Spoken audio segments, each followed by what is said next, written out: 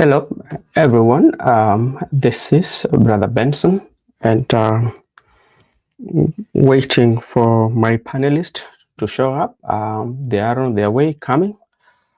But before they come in, we want just to go through various issues making the headlines. As you know, today is the Christmas Eve, especially people are prepared. There are those who are traveling to be with their family members back in the village, or those who are traveling or on their way to be with the friends and family. So just to make sure that you drive safely if you're the person on the wheels, and also make sure that if you're using the public transport, just make sure that you call out on the driver if at all they are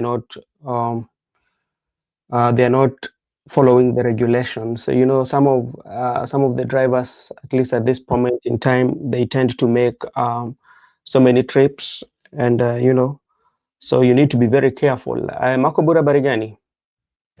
Niko salama, nashukuru. Natumai nawe pia uko salama na vilevile ambao wanatutazama. Asante sana Makobura. Niko salama. Ni hile tu hali na warai wale ambao labda kwa saizi usiku wanasafiri nyumbani, labda ni watu ambao labda wanajiendesha, ama labda wanatumia sana sana magari za umma kwa hali ya usafiri. Unajua wakati kama huu unapata kwamba kuna vifo vingi ambavyo zinatokea. Sasa kama wewe unajua ni dereva, wewe jua kwamba lazima umakinike katika udereva wako, kwa sababu usipomakinika kuna ajali ambazo zinaweza tokea, ambazo zinaweza zuiliwa. Na ujue kwamba kama wewe ni dereva, kitu lazima ujue kwamba wewe ndio mwendeshaji bora katika barabara wakati ambao unaendesha. So lazima ujue mazingira yako pale ulipo na vitu kama hizo. Makobura, wewe unasema vipi?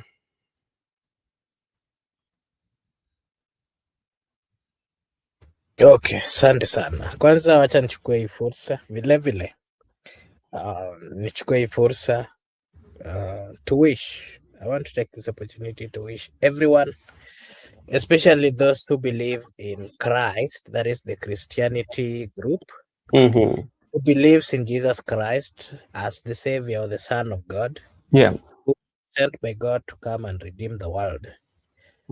Tomorrow, of course, tonight, we will be celebrating the birth or the birthday of Jesus Christ. So my message to the world is that as we celebrate the birth of Christ, let Christ himself be born in our heart. Let the birth of Christ rekindle love, forgiveness, care, and all the good things that Christ stood for or Christ taught his people, so that we may live in a unified environment, an environment where there's love, an environment where there's forgiveness, an environment where there's care, an environment that welcomes each and everyone despite the political difference, despite the cultural differences, despite the regional differences, or all those differences that are there within the world. But above all, let us ensure that we live a life that, of course, is pleasing to the Almighty God. All right.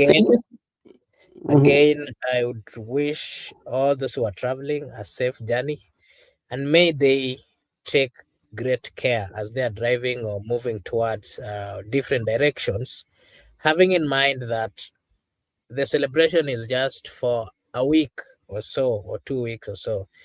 But again, we still have a life to live. Let us not get too much excited to an extent that we are going to forget the many things that we are supposed to be doing in our daily lives. We have a life after the celebration. Let us not be carried away with the mood of celebration as well. To those who have nothing to celebrate, I mean nothing, this period again is the expectation of the people is that you are supposed to have food, you're supposed to have merry and all those kind of things. To those who have, let them share. Let this period give them a grace to share with those who do not have something to eat. Let them eat together and share the love together.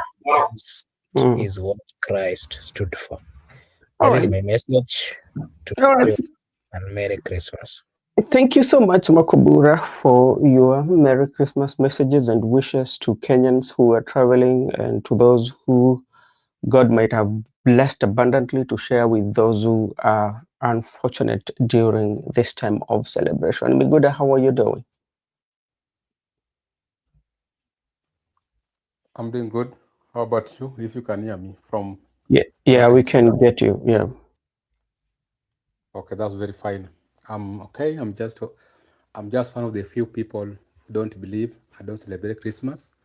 I'm Mm-hmm. just like today's just like any other day. Tomorrow, like any other day, according to my Mm-hmm. belief, which I'm Yeah. entitled to. We are just here like any other day, and there's no much anticipation from my side. No much excitement. No much. We are just normal, and Mm-hmm. tomorrow we are likely going to job as usual, as some of my colleagues who have businesses are going to open, and some of us who are also doing other things, we are going to participate fully tomorrow. Like right now, we are having a tournament going on. We'll be there, and that is the beauty of the world. We are not on the same script. We don't believe on tomorrow. We subscribe to a different school of thought. So I just want to wish my people and my good friends like Marco Bura, who is a staunch Catholic and believer, that as you celebrate the birth of Christ, according to your beliefs and doctrines, kindly try Mm-hmm. to be a little bit cautious, because right now, as I'm speaking to you, I'm from town, and on my way, a mother who was carrying a newborn, actually on a motorbike, a car has just knocked them from behind, but Mm-hmm. by God's grace, none has been injured. But what if they could have been injured or died? It could be a different story. So be pleased and also urge other people to be cautious and ensure that there is life after 25th. All right. Thank you so much, Miguda. And that is true. We need to be very cautious, especially when we are going to celebrate or when we're going to visit families for those who believe and celebrate the Christmas. So, because it is just a day, so take your time. And as I said earlier, that if you are driving, just make sure that, or just be convinced that you're the best driver on the road. That is usually, especially if you're driving your own car, self-drive, look at your surrounding, comb your surrounding, and know who and what should I do, because some of the accidents that do happen, sometimes they can be uh, unavoided if we are very proactive on what we are doing. That same also goes to the law enforcement. It is also their duty right now to protect Kenyans, not only for this season, but every time.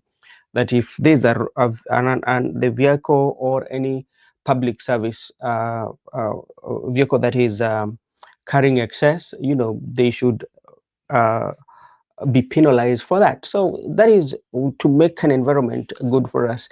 Thank you, gentlemen, for taking your time to be here. I know majority of the people are getting prepared to celebrate the Christmas. I know going to the overnight, so many people will be, there are those who will be merry, going for those disco matanga. If you're one person that stays in the village, there are those disco matangas that has been organized whereby people can come and celebrate. There are those who will be going for overnight prayers in the churches and all that. Just be very careful wherever you are, because you never know who is after you, or the intention of anybody.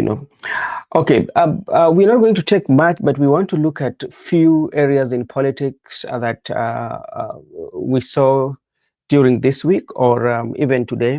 And there's something that had really caught my attention. And we can also speak about it. I don't know whether you've met it, or you've come across it on the internet. There's an elderly woman claims two of Raila Odinga's children are not biologically his. And this is something that has taken internet by storm. The photos are going round, identifying herself as Glaudensia Adeyo. She alleges that Ida Odinga was unfaithful during Raila's 1980s imprisonment, fathering Fidel and Winnie Odinga by one of Raila's brothers, and claims torture left Raila infertile. Though verified birth dates show Fidel born in 1973 before the main prison term, the video also raises unproven ideas about Raila uh, 20 October 15, 2025 death by poisoning in Kenya, despite hospital confirmation of cardiac arrest in India.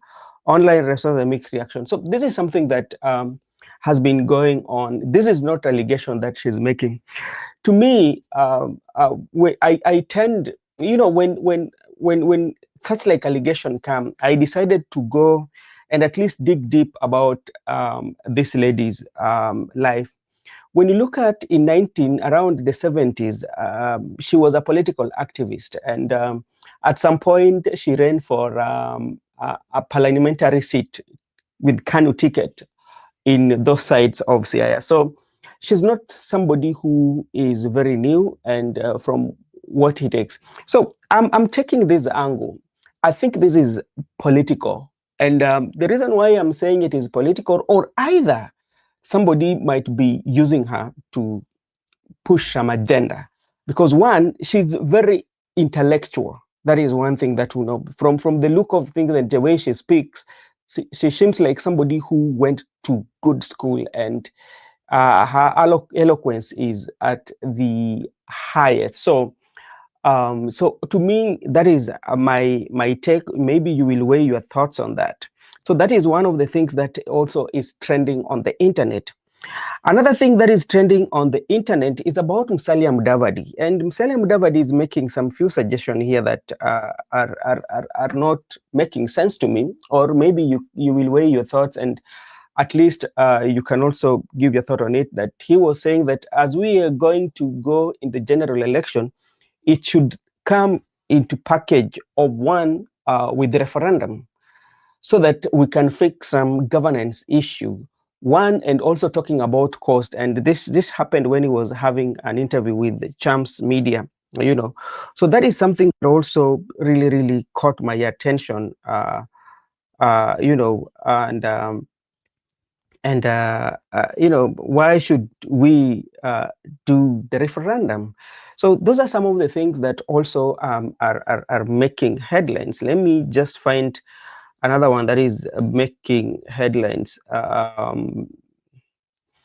As you know, there's also, when you go to Mount Kenya, you know, Gunjiri Wambugu go after Rigathi Gachagua. Wambugu goes after Rigathi Gachagua as he dares him to do this after Kindiki pulled crowds on Christmas Eve. So it is still politics of supremacy and the politics of numbers. Yeah, so that is something that also is taking place if you go to the sides of Mount Kenya. This is another one that also we can also talk about. ODM politician announces plans to quit, will run for re-election under a different party ticket. And this was captured yesterday, if you're very keen on the internet, when the Suba North, Honorable Omondi Karoli was having an interview with one of the major TV stations, and that is what he said, that he might not run. He promised he's not going to run on ODM ticket, and he raised so many questions about the ODM. So that is something that also is in High Court seek. This is another one. High Court enjoins AG LSK in petition seeking to halt election pending boundary review. So it's all about election. Governor Wanga, ODM is ready to capture power in 2027. That is what Governor Wanga says. That is also another trending. Kalonzo Musyoka now sends urgent message to Ida, Winnie, and Edwin Sifuna. Yesterday, Kalonzo was having some pressure, some celebration, and he went after Ruto, questioning the Singapore. How will we actualize the Singapore? He was criticizing President William Ruto Singapore narrative. So those are kind of like a few that are trending right now, that we've decided to give our attention. So, but I think we still have time to go. Edwin Sifuna has negotiated with the United Opposition. This is somebody who was giving his opinion concerning about Edwin Sifuna, that he has negotiated with the opposition so that they can have go to the opposition. And this was done by none other than the Kileleshwa MCA, that is Robert Alai, was saying that is what he was accusing Sifuna of. That also Makore also today went after Sifuna. So there's so much that is going on in ODM party. So those are some of the things that are making headline on my side. Maybe Makobura, if you have anything, then Miguda, we can also share with us. I think you've captured then everything that I'd also seen. Yeah. Maybe as we will be having a discussion, maybe something else will just trigger up, and we will, of course, address that. All right, thank you so much. I'm seeing Tommy Sunday. Thank you so much for joining us. Shaima Hussein, how are you doing? It's quite long. I've not seen you for a while now. Hope Christmas and this festive holiday you are doing fine. And Judith Karwitha also, thank you so much for joining. Miguda, do you have any news on your side that is that you'd let our viewers to know? I just want to reiterate on one which you have mentioned concerning the claims by a certain woman that the son or the daughter are not biological of Raila Amolo Odinga the late. I just want to emphasize on the issue you have said that that's a very good analysis, because if you want to find out the one who claim or allege, you must go back to the historical background of that person before you come to conclusion. Yeah.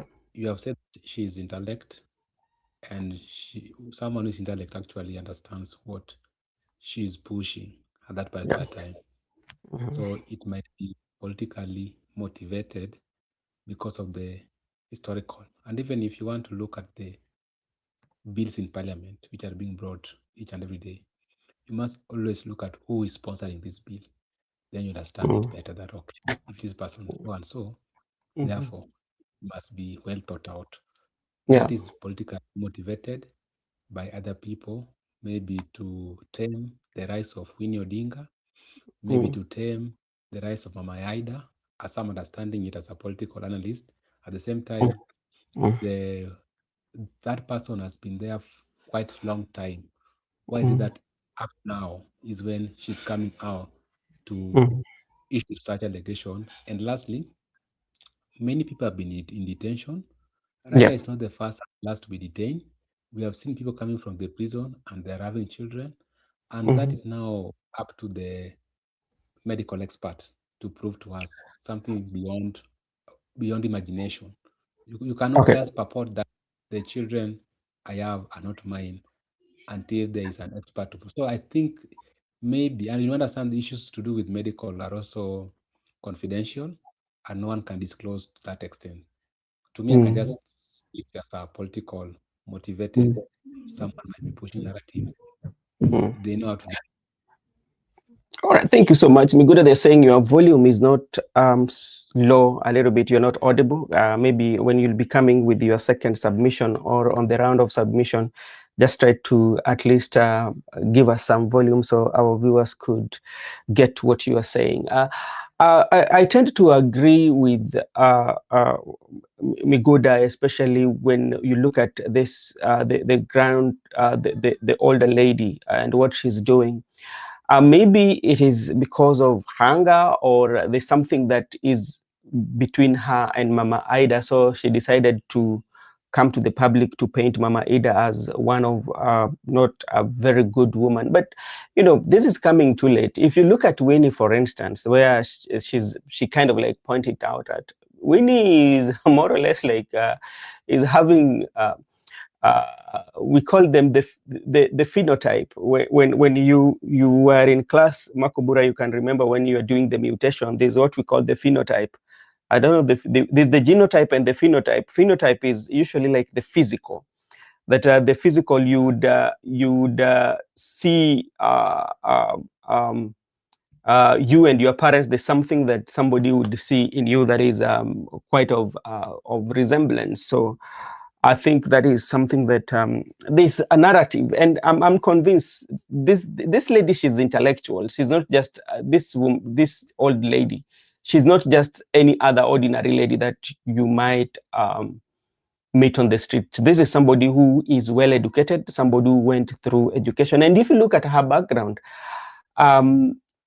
at some point back in the days, she used to wrestle with other men. You know, like these are the first kind of women who really fought for their space, especially in the African traditional space, whereby women did not find that space. But she really fought it to an extent of, in the 70s, she was running, or she was running for a parliamentary seat with Kanu ticket, and she was defeated. So it tells you this is somebody who knows what he's doing. He knows everything that's doing, or the somebody that is after, as you said, that the political, and maybe they know that maybe they fear that maybe Mama Ada is having something that she might make a pronouncement, then from there might shift kind of like direction in politics. So that is what somebody is trying to paint, or they think just to paint Mama. But everybody has lived with Mama Ida. You know, even the story, the historians could have written anything about Mama Ida, about the absence of Raila Amolo Odinga and that. So to me, I would ningepuzilia hayo, but because of the politics, those who are not supporting Mama Ida will go with it because that is their strongest point right now, you know, and that is what they're going to do. And before I invite in Makobura, there's also something that I told you about Kasmuel Makoure. You know, Kasmuel Makoure is a youth in ODM, and this is Edwin Sifuna. You must decide whether you want to be the Secretary General of ODM or a village elder advancing the interest of your political enemies and detractors. This is a warning from the youth to you and the leaders of your ink. That is what Makoure is addressing Sifuna on. So ODM is having issues because, like, look at what Makoure is addressing Sifuna. I read to you also. Alai also was also accusing Sifuna of selling or wants to work with ODM. This is what Omondi Karoli said. The quite much that is happening. I quote Omondi Karoli. Raila told us not to say two-term, and if any MP wants to contradict that, let them try, and we will tell them where they were told so. Only Atandi raised his hand, saying, I'm also a member of the budget committee. Allow me to sometimes say this. But Baba instruction were that only Mbadi Wandai should say two terms. The rest is no. That is Karoli Omondi. I'm quoting him. That is something that I've really got. So Makobura, now the issue of ODM now is taking center stage, and something that we have to agree here that as we speak, even if we talk about those cracks in ODM, or if we can say that members are not listening to one another and all that, there is one thing that we have to agree, that there is somebody who wants to sell ODM.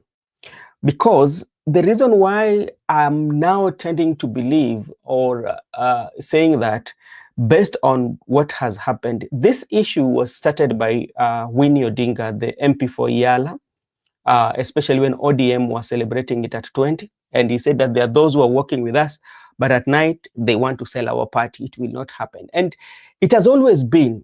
And yesterday, the day yesterday, Orengo, Sifuna, and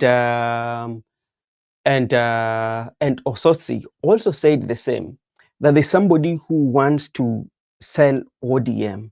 And what does this one mean for ODM, despite the fact that the TIFA results or the TIFA survey has given it as the most popular party right now, Mr. Makobura? And how is this one going to affect this party, Makobura? Take it. Thank you so much. I would like to first give my opinion on the woman who is claiming to be knowing quite a lot about the Odinga family. I think one thing that we should also understand is that she said, if you've heard her or if you've followed her, there is a narration that she's giving that she was also a wife to the late Jaramogi Oginga Odinga. Mm-hmm. There's a narrative that she brought up, and I was trying to just understand what she meant, but apparently I realized that it was partly true. If you remember, she was talking about, the British wanted to bribe, I don't know, the wife to Jaramogi to poison him, and then they acted it in a smart way. I was trying to check on that, and I partly found that something similar to that was there, but I really didn't get deep into it. So there's bit of history that she knows. Mm-hmm. And one thing that I'm not sure of is whether she was really a wife of Jaramogi or not. But with time, of course, we'll get to know the truth. Yeah. But I'm also surprised on the fact that she's more aware of the history and what is happening within the Odinga family. And I think that the only question that came into my mind is that somebody of her age, because I'm quite sure she's 65 and above, if I'm not wrong. Mm-hmm. The question that is coming into my mind is, at 65, would somebody bribe you to give a wrong narrative or to try to look for some attention at that particular age? But again, I say it is possible because we are all human beings, and human beings can be lured depending on the interest that they have in life. Yeah. The allegation about the child, Fidel and Winnie, on my side, I can't really say anything about it because that is a confirmation that can only be done by the accused persons if they are willing and they want to get to know what really is the truth about the DNA and all those kind of things. So that I'll leave it at that point. But one thing I can say is that if suppose it is not true, then I would advise that we should respect family line and we should respect individuals, because if you are a 40 or 30 something and then somebody comes telling you that so and so is not your parent, and remember these are people you've grown up with, having known very well that they are your parents and they've never revealed or told you anything, it brings what we call a mental torture and of course emotional torture, and it is something that should be addressed with maximum with maximum respect. And that Okay. is what's about that. Okay, and then just only to conclude this, because Makobura, when such issues come to the public, you have to give it the face value. The face value is what is being said, But as somebody that has been here, it's in terms of politics, and look at the history of Jaramogi, the Jaramogi's family. There's so much into it that you'll have to agree with me, especially. Remember, even immediately after Winnie talked about that the negotiation of that people should relook into the agreement that was signed between the Right Honorable Prime Minister and President William Ruto concerning the broad-based government, And later then, the Oburu came and had an interview, and it was on The Nation, if I'm one of the dailies, So, apart from the political part of it, you can also look at it in another angle. These are just like our opinion. We are just thinking that maybe it also boils down to the family, the family issues and the inheritance of wealth and all that. So anything can play part, because as you say that there were those allegations that she was the Jaramogi's wife, and at some point he was accusing Mama that he talked to Governor of Kisumu to demolish some of the houses of railways. There's quite much a lot that he was saying, but I'm convinced beyond reasonable doubt that the intention, there must be something that is intended. There's something that they are going at, because I do not think even somebody in his normal senses, Makobura, if you know that something of the sort happened, because I can take you back to the traditional ways of life, especially in the Luo community, how it used to happen, and like that was the least we are expecting from an elderly person to say something like that, if indeed the allegation that she's saying is true. But like, you should have that respect, So to me, there's something that this is driving at. This is a calculated move and wants to achieve a specific objection or objective. And it will achieve, because it has now brought it into the limelight and the public is having conversation about it. Yeah. So what does this one do? So sometimes it might question the rise of Winnie Odinga, because Winnie Odinga is coming up. 2, it also question about the Raila family. 3, you can even look at the Oginga's family. What is happening within the Jaramogi's family, internal wrangles. So anything is possible, but there is one objective that there's something that this will achieve. Yes, Miguda.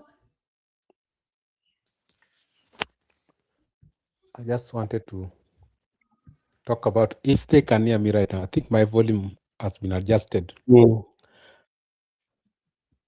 I've given my opinion. I've given my opinion concerning the issue of that mama. That she's very intellect and it is politically motivated, and it has to be objective to achieve certain goal. That is now left for them to undertake. What I want to say about the issue of Karoli Omondi and Kasmir Makowure attacking SG's Edwin Sifuna. Karoli, in his world, is a realist. From the experience he has undergone. Karoli were the founders of ODM. Karoli is certainly sure that even if he wins free, fair, squarely, they are going to deny him the ticket.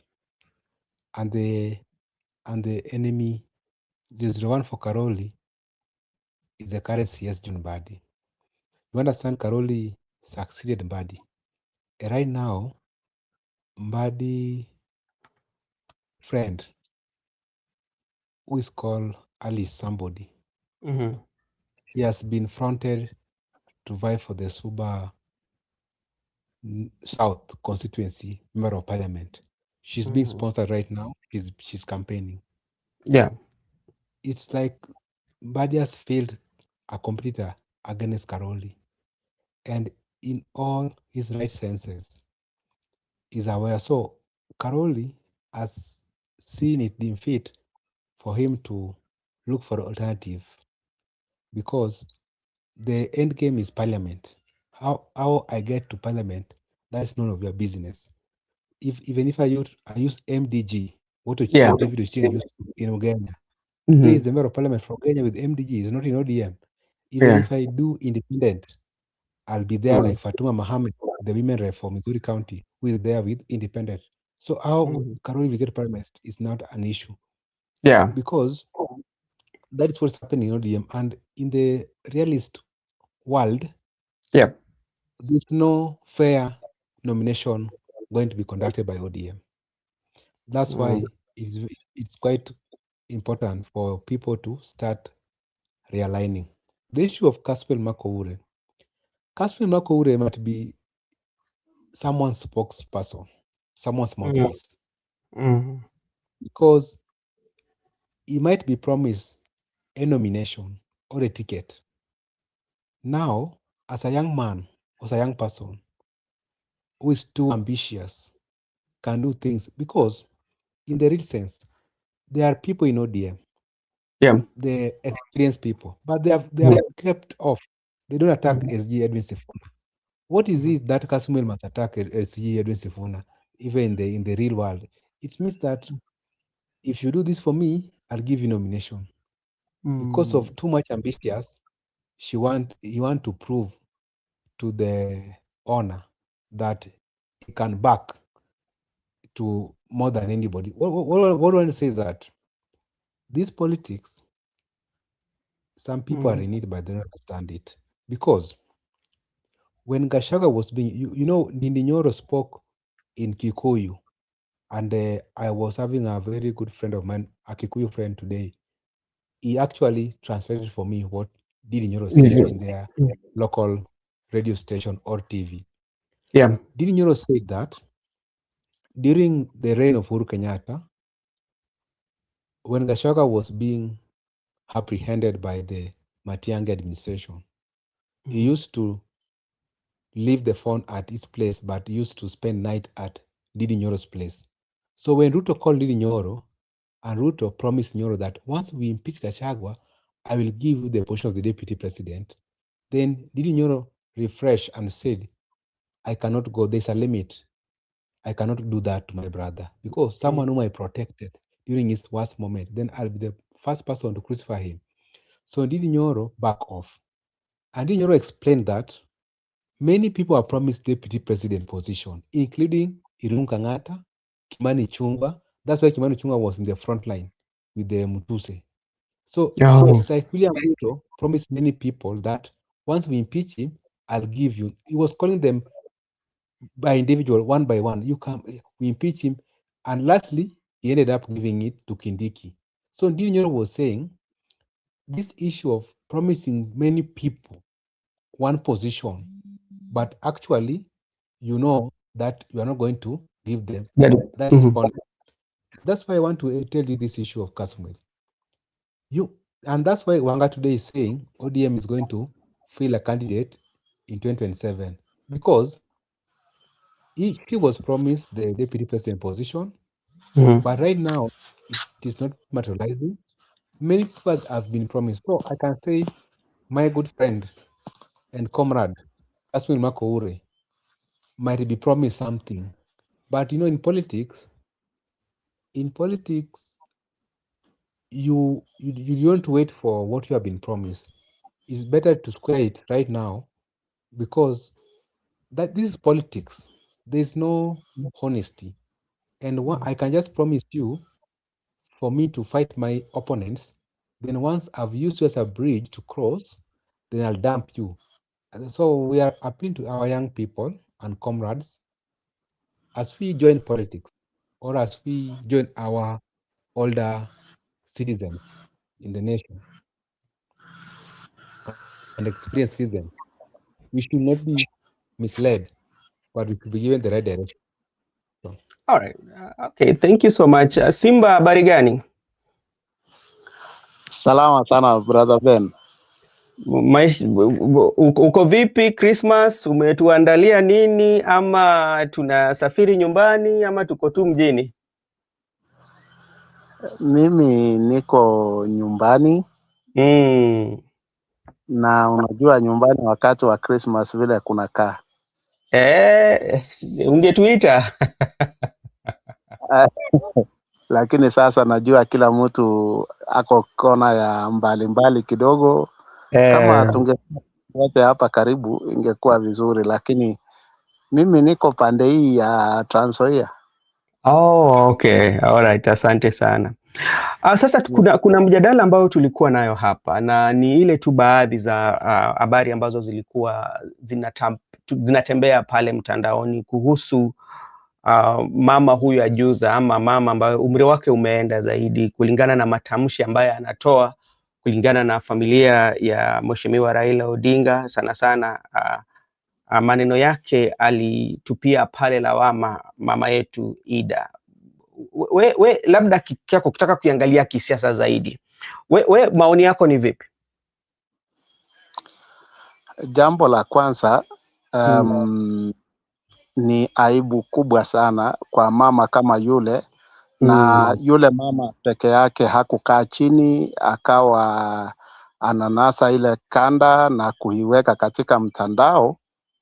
Nafikiria ile ni hypocrisy, sio eti ni jambo ambalo linaweza chukuliwa eti ni jambo lenye liko na uzito wote na binadamu yeyote mwenye ako na akili timamu. Okay, sawa, endelea.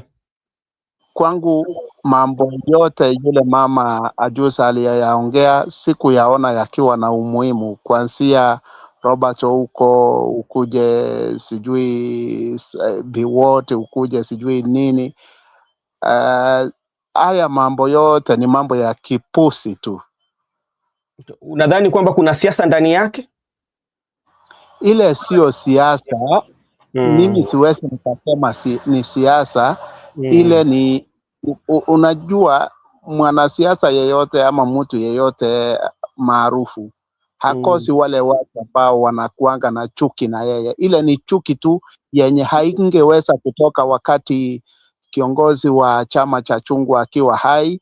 Ile ilikuwa ni kama kejeli tu. Ni mtu kama alikuwa anataka kuscore card, lakini sasa ndio nilikwambia mimi personally siwezi nikalipatia hata sikio. Nilisikiza nikasikia hiyo upusi yote nikasema hii ni haina maana hata. Hiyo ni ile alikuwa anaita mafia kuku.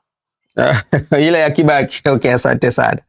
Okay, kwa sababu we ni mwanachama, kuna baadhi ya vitu ambazo zimetokea wiki hii, hata leo ambapo tunazungumza tumeona kwamba leo hii yule tuseme kwamba Kasmuel Makoure amepatiana onyo Secretary General Edwin Sifuna, na kuna hii mambo ya kuuza chama ambapo imekuwa ni mambo ambayo inajadiliwa sana, na mambo ambayo limesemwa, Winnie alisema na imekuwa ni mambo inasema, na jana pia tukaona, juzi tu nikaona Orengo, Sifuna, Osotsi wamesema pale wakiwa Lugari. Je, mambo haya ni ya kisiasa ama ni jambo ambalo liko na labda wataki kuengelea kama chama? Na kama liko, mbona wasikae chini kama wanachama na wazungumze, waseme bana, wacha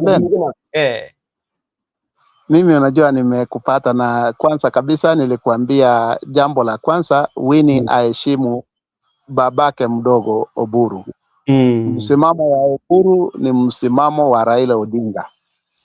Ya pili, Edwin Sifuna Edwin Sifuna sio Edwin Sifuna, na sio kwamba yeye alijijenga. Anakumbuka kwamba Nairobi ni cosmopolitan. Hata wakati alijaribu Bungoma mahali ambapo anaweza ongea Kibukusu hawakumsikiza. Jambo la kwanza. So alipata hiyo position na ya chama na uwakilishi yenye anawakilisha kama seneta ya Nairobi kupitia kwa chama na kiongozi wetu hayati Baba Raila Amolo Odinga, na Mungu airehemu roho yake palipo wengi. So haya yote yenye anayoyaongea kwa sasa mimi naweza nikayaita unajua kuna ile mchezo tulikuwa tunaenda kucheza tukiwa vijana wadogo, mahali tulikuwa tunachunga ng'ombe. Sifuna bado wako katika hiyo kategori kisiasa.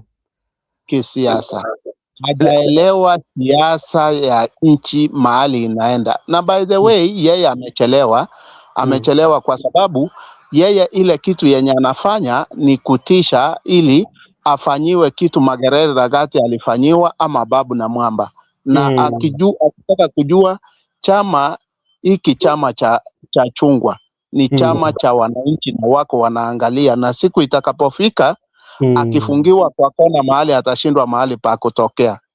Okay, labda tu kama bado sija wa kumwalika Marco Bura na Miguda, labda na kama chama nyinyi, chama cha ODM ni chama ambacho kinajulikana kama ni chama cha demokrasia, ambapo kila mtu anafaa atoe wazo lake, ama kila mtu anafaa aseme jambo lolote ambalo labda yeye anaona kama iko sawa. Na mbona jambo ambalo Edwin Sifuna anasema inapingwa na yale ambayo labda inasema na mtu fulani haipingwi? Na hata leo nikizungumzia Kalori Omondi, wakati alikuwa na mahojiano, alisema kwamba baba aliwaonya wanachungwa wote kwamba kuna mambo ya 2 term, na mtu mmoja tu ambapo aliinua mkono ilikuwa ni Atandi, na baba akawaambia mtu ambaye anaweza kuwa anasema 2 term ni Badi na Opiyo Wandayi. Mbona haya nayo hatuwezi sikiliza, ama mbona hawa zinapuuziliwa? Brother Ben, unajua kuna mambo mengi sana hapa nyinyi huwa mnaruka.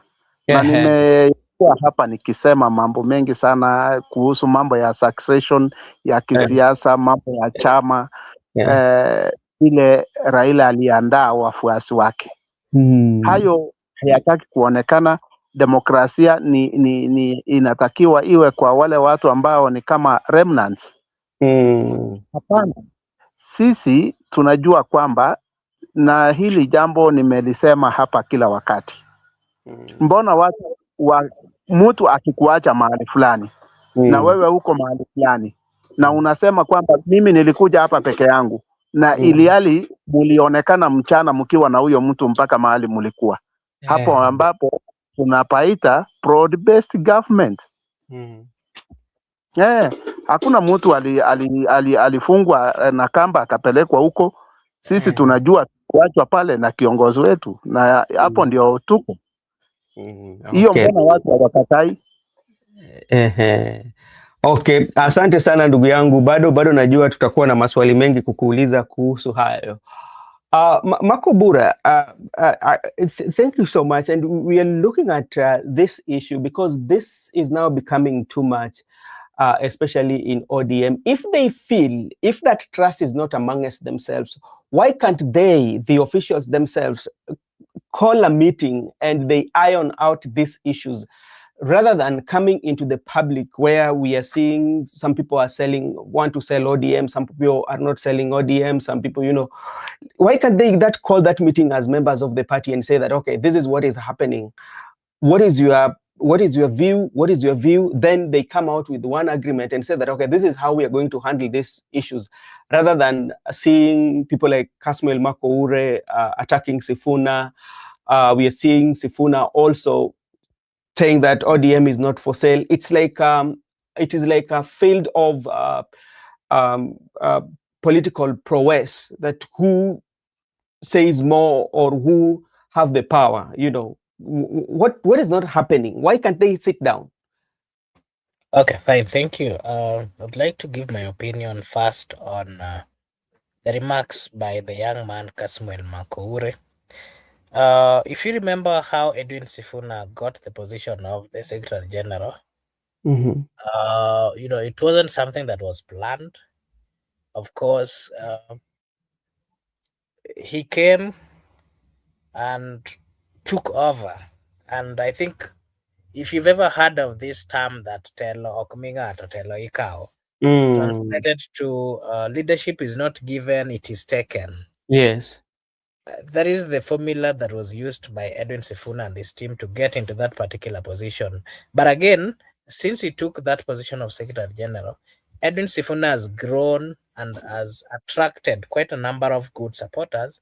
And he has also grown politically to an extent that today, if Edwin Sifuna talks, he is listened to, he is seen as a threat, he is seen as, let me say, a kingmaker or a political kingmaker. Yeah. That is how he's currently being viewed. But of course, the truth of the matter is that although he has gotten courtesy of the position that he was given in ODM, and of course, based on the fact on how he has led in that particular position. Somebody like Samuel Makohure is looking into this particular position. Yeah. And since he has analyzed how Edwin Sifuna did take this position, and he has also seen that quite a number of leaders within ODM are not really okay with the moves of Edwin Sifuna, he is presenting himself as that alternative. And that is why you will see that certain leaders would be advocating for him to take that particular position, not forgetting he was becoming a close confidant of Raila Amolo Odinga, and of late he has also been seen moving around with the president. In one way or another, he might get full support of both the government side and all those people who believes that William Samoei Ruto is the right candidate for 2027. Okay. My opinion again on Edwin Sifuna is that on his remarks about ODM that it is not being sold. What I can say, ODM is currently having two factions. A faction that believes that ODM is not supposed to be in government and that they have full time to operate within the opposition, and upon them operating on the opposition side, they will still succeed in the politics of the future politics of the Republic of Kenya. That is a group led by the likes of Sifuna, James Orengo, Deputy Party Leader Osotsi, among others. But again, there's also this other side that believes that they are currently enjoying life. And for them to maintain enjoying that kind of life, they have no alternative but to continue supporting this government. And they also understand one thing, that they cannot defeat William Samoei Ruto. That team comprises of the governor of Homa Bay, amongst others. So the only challenge you're seeing here, and the truth that we can say, is that ODM is going to break into two, and it is not going to break. It has already broken into two, and there is no one who can mend the fences that are already broken. And again, I can tell you, that is why you're seeing quite a number of leaders, the likes of Karoli. You know, Karoli was a confidant of Raila Amolo Odinga, worked in the office of Raila Amolo Odinga, not once, for several. Yeah, but for several years. If you see the likes of Karoli coming out to say that they are not planning to vie under the ODM ticket, then that's a clarification that ODM is on its deathbed. And again, members of ODM, and especially the leaders, there is a way they've divided themselves. There are those who believes that they own the ODM and they're going to continue with the structures that were left, and that if you are not in good terms with the top leadership or those within the cabinet position or the side that is being supported with the government, then you are not supposed to belong in that particular party. That is why quite a number of leaders are going to leave ODM, and all those are significant, political clarification of what awaits ODM. One thing I can say is that it is beyond repair from what I'm seeing. It is beyond repair. The only person who had the capability of mending the fences was one Raila Amolo Odinga. Up to where it is currently, I can tell you ODM is divided.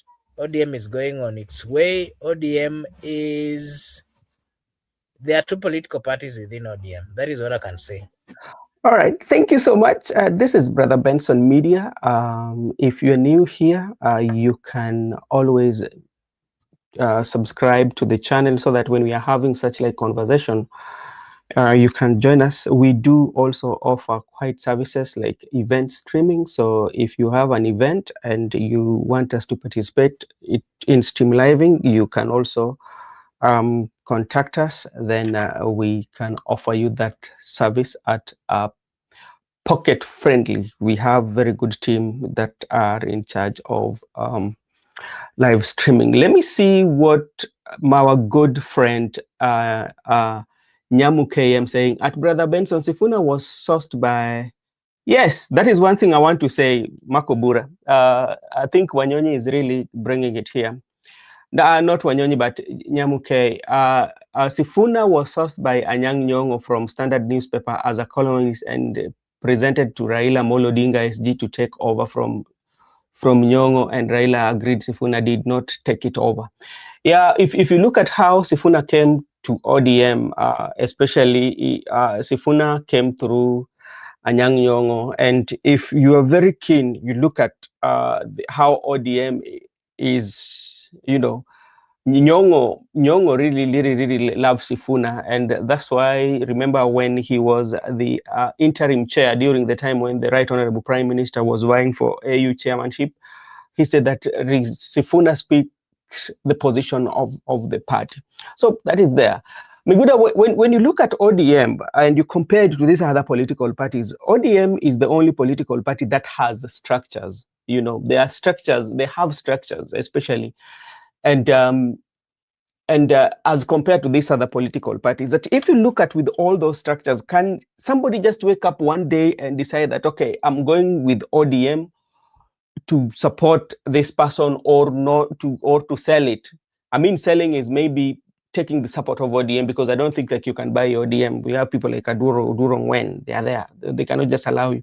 But the support, to give support to whoever they want, with all those structures, do you think it's possible?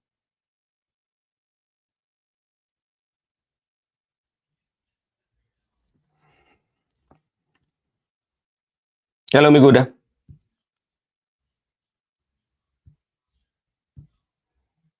Okay, Makobura, we're not getting Miguda. Makobura, I think one of the things that now, if I would want to talk about ODM, it's about power, you know, and it's like people are rushing into conclusion, which I think like some of the ODM members do not like, especially working with the president or offering support to President William Ruto. No, and I think this can be as a result of, remember when ODM worked with the Jubilee during the campaign, all the things that Jubilee did not do well, especially ODM was paying those one, remember, you know. And what is going to happen right now, maybe what these other factions do fear is that if they support blindly the president, because like there are so many questions that people are raising about the administration of President William Ruto, and if ODM goes ahead and support them without them coming into a better agreement, maybe they will also be part of the failures and part of the things that the president has done well. And something also that the ODM members also have to know, especially in the Kenyan politics, Makobura, is one. In Kenyan politics today, there is no way in which a single party can form a government. There's no way. And what should happen is that they should form coalition. Yeah. And the main aim of forming coalition is to capture power. So maybe they're evaluating, maybe some of the ODM are evaluating or have studied the ground, they've seen the place whereby they feel they can be in the government or they can win election. And maybe they feel it is with President William Ruto. And maybe there are those who also feel like the UDA is not the perfect party match for them to merge with, you know. So that is what is bringing all this was. And another thing also that also we are seeing ODM is forgetting about the 10-point agenda. They are so much focused about 2027. The 10-point agenda is not something that is being mentioned. Yes, Miguda, at some point we gave you, but you could not speak. Now, maybe you can weigh in your thoughts. Then we can go and look at going towards 2027. We have two presidential candidates, that is Fred Okengo Matiangi and His Excellency Kalonzo Musyoka, who can stop the re-election of President William Ruto. Yes, Miguda, can you weigh your thoughts on ODM as we proceed to the next discussion? I don't know if you can hear me. Yes. I was saying ODM is a party of some few people. Mm-hmm. We have seen circumstances whereby people have won nomination, but they haven't been issued with the party certificates. That one has been there. We have seen popular people being denied because of their contrary opinion Yeah. with the then party leader and Mm-hmm. other officials.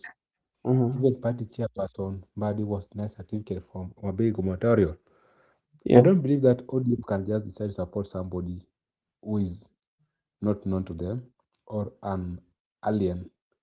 ODM will only support allies, those Mm-hmm. people whom they are comfortable with. But Mm-hmm. any person who is having a different opinion or divergent, who is a threat to Mm-hmm. the organization, will be fought. It will be a tooth and nail fight. That's Mm. why I don't see them supporting someone who is not within the inner circle. And people who came by chances, like Karoli Omondi, who Mm. came after Mbadi was denied certificate, and now time was not enough for Mbadi to go to the constituency because already he has bid for the gubernatorial in the county. Coming back to the constituency was like lowering his rank. Ni mimi Therefore, ama namsikia ambaye ni jamaa? people like Karoli Omondi Mm. got their way to parliament. They are being fought to date.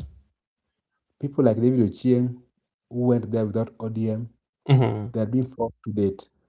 ODM Mm. is not friendly to the alien.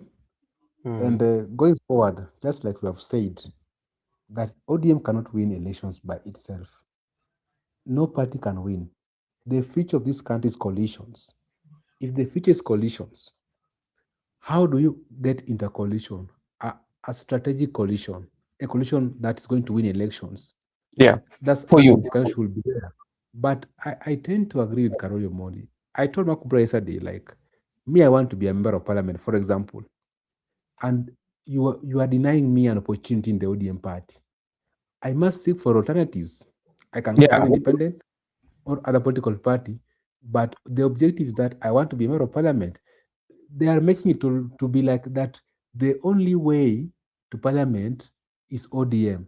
I Mm. disagree. I tend to disagree that the only way to God or to heaven is Christ. But when it comes to politics, it is not the only way. There is option, and I've just cited two individuals, the Ugenya lawmaker and the Migori County women rep. They are in that parliament without ODM tickets. Therefore, the idea of Karolo Mondi is very significant when we're discussing it here because he has seen it earlier and introduced the discussion a bit earlier for people who are still dilly-dallying in the party, thinking that the party will be friendly to them. The party will not be friendly to the alliance. And you understand what Osoti said, that Jalas, already we have chased you in the ODM. You cannot speak for the ODM. So the Mm. people who are perceived to be the foes of the party by that time, to date, they haven't been they haven't been granted Or accommodated. privilege You know. or accommodated. They haven't been accommodated to date. It's a Mm. clear indication that there are people who believe that ODM belong to them. And there is a people who believe that once you are a full just Raila, Mm. you have no option. So the only way to get certificate is to be a sycophant and a loyal soldier.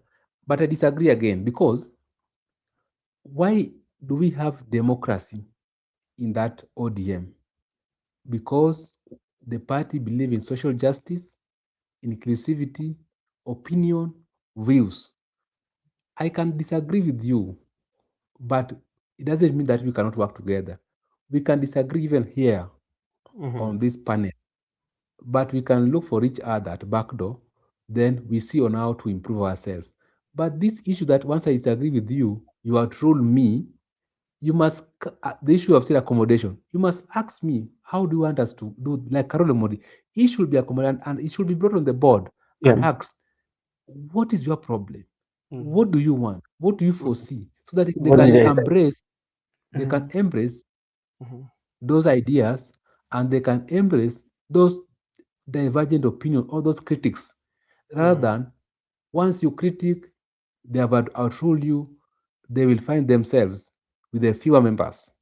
Because when we talk about bringing people together, and there I want to agree with Winnie that we cannot preach unity when we, the people or the leaders, we are divided amongst themselves, or the leaders do not want some people, like the issue of Babu Wino. That leadership don't want him, and they are saying, we Luos or we ODM, let us be together, let us not separate. But you don't want your lawmaker, you don't want your members. So it's very simple. Either you accommodate us, our opinions, but if you don't do so, people like Karole Mondi are issuing alternative routes, not only ODM. All right, thank you so much, Mr. Miguda, for your contribution. And this is what Nyamu KM said: greed can't allow some ODM leaders to champion the 10-point agenda. Tumbo ni more important. Okay, Sawa, thank you for that. And thank you so much for your contribution. I saw our good friend Musimamo, and he has dropped again. There's something that Miguda, you spoke about the Ndindi Nyoro and the president, and in the local radio station. I also captured it. And Ndindi was giving the main reason why his political relation, especially with President William Ruto, really took a different turn. And this is because of the promising of the position. And you know, that has always been the politics of the day in our country, whereby if you have to do something, that there's something that I'm promising you. And what is being promised is position, but you don't look at how is that one going to benefit the country. So it is a politics of self individualism, and we call it self-centered, especially in our politics. Especially, let's say, like me and you, we don't agree, and what is going to happen? And you have somebody who is quite much stronger than me. What happens? That is, if you can do this for me, for you to defeat even Benson, this is what I'm going to give you. So there's a price tag, that we have a politics of price tag. So you cannot do something for your country without a price tag laid on it. And I think the issue of politics of price tag, this is what is happening even within the ODM, because like most of the time you listen to some of them, they're saying that we want more positions, we want more positions. And you look at that, how is more positions going to translate to the services delivery of the people? Because the position does not deliver services. Somebody can be given position and is not performing, but provided that it gives the outlook of the nation, like so and so is there. And so that is something that is there. And also there's this notion that this is the first time that especially the majority of the people from the lake are in government. That is not true. That is a political statement. People like Oloa Ringo, Ndoloya, they've been in government. Robert Ouko, all leaders, have been in government, even including Jaramogi Oginga Odinga, So the notion that this is the first time that the Luo community or that the Luo community are enjoying the government, no, it's not the first time. They've always been the Luo community in the government, including even Omamo himself. Rachel Omamo, the daughter of Omamo, was also in government of Uhuru Muigai Kenyatta. So sometimes, we have to check those facts, but it is politics. Politics, I told you, Miguda, the other day when we were discussing about politics, we came and realized one thing. There's what we call the political elite. Yeah, when we are speaking about political elite, we are not only speaking to the leaders. There are those even the politicians who are leaders, but they are not elite. You know that? They are not elite. But that's true. They are leaders who are elected, but they're not elites. They're not political elite. We call them the political masses. Even in the parliament, you cannot tell me. Actually, parliament give us a best example of being political masses. They tend to run away from political elite. So I don't think that a majority of all the politicians, we should call them political elite. So as I was saying, the political elite include those who can question. Like if you bring an idea, they would question, and they talk about the numbers, they talk about the facts, they talk about how is this one going to influence what you are doing, especially if you bring anything to do with maybe tax. And they will ask, how is this tax going to work? How beneficial it is for the people, how it is for the country. You cannot just bring tax. So they will question that. Like right now, the president is talking about the Singapore narrative. There are people who are questioning the Singapore narrative and how is it going to work. And they say that this is not working.